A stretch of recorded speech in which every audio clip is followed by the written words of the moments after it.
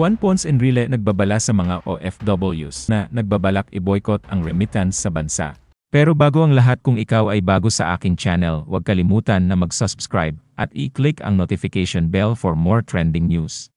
Nagbigay ng babala ang Chief Presidential Legal Counsel sa mga Overseas Filipino Workers, OFWs, na planong lumahok sa remittance boycott bilang suporta kay dating Pangulong Rodrigo Duterte. Ang iba't ibang grupo ng OFW sa buong mundo ay nag-organisa ng isang linggong remittance boycott bilang isang paraan ng protesta. Sa isang Facebook post, pinaalalahanan ni Enrile ang mga OFW ang mga benepisyo ng gobyerno na kanilang tinatamasa, kabilang ang mga tax exemptions at ang pribilehiyong magtrabaho sa ibang bansa na may opisyal na dokumentasyon.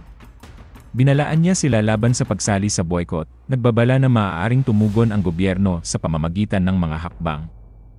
Ipinunto niya na ang mga OFW ay kasalukuyang hindi nagbabayad ng income tax sa kanilang kinikita sa ibang bansa, exempt sa travel at airport fees, at hindi kailangang magbayad ng documentary stamp taxes sa kanilang mga remittance. Bukod pa rito, hindi sila kinakailangang mag-file ng mga income tax return.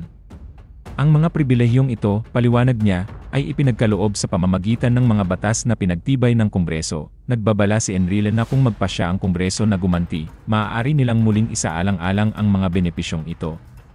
This is a humble unsolicited reminder to our social and political leaders. Whoever advised Filipino OFWs to suspend the remittance of their earnings abroad to the country should think many times about the adverse consequences of that advice to our OFWs.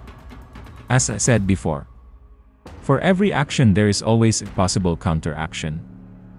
If such an advice is followed by some OFWs, what will happen should Congress, for instance, retaliates and cancel or also suspend the tax privileges of the OFWs that follow the advice? The OFW are income tax-free on their earnings abroad, they do not pay travel taxes, they do not pay airport fees, they are exempt from the documentary stamp taxes on their remittances, and they are also exempt from filing income tax returns. In addition, they have to have passports to be able to work as OFWs. Congress granted these privileges to them via laws enacted via it.